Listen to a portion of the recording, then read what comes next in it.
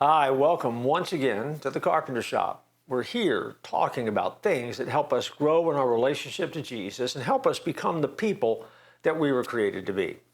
One verse I want to share with you, John 10:7.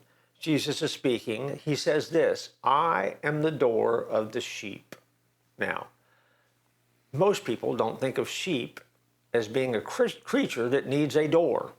We think of a sheep pen, but we don't think of it in the sense of a door that has to be opened or closed.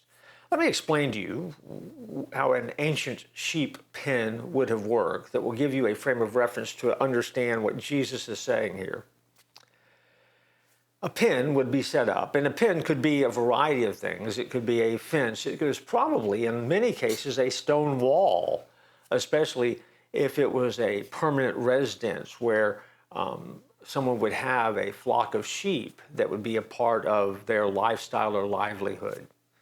During the day, the sheep would go out, and a shepherd would go out and tend those sheep, and the sheep would eat on the hillsides, and they would drink from the cool stream, and they would do what sheep do. They would just baa around. And yet, at the end of the day, they would have to come home, if you will, to be protected. When Jesus is saying, "I am the door of the sheep," the way it would work is that the shepherd who drew the night shift, whoever that shepherd was, would become a living, breathing gatekeeper.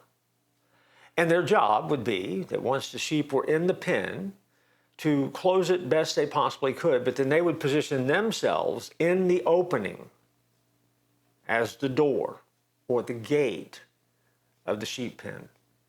And so, to enter and get to the sheep, a predator would have to go through the living, breathing shepherd, and a good shepherd would repel the enemy. It was the good shepherd who would be at the gate to protect the sheep. It would be the good shepherd who would actually move away so the sheep could come in and they could go out. And it was Jesus who used this analogy to describe how he takes care of us. What it means is that when we are in Jesus, when we have that relationship with him, we are safe and secure. Jesus is your door. He is the gate. He is the good shepherd. And he will keep you safe because he said that he would. He didn't have to, but he obligated himself to care for you.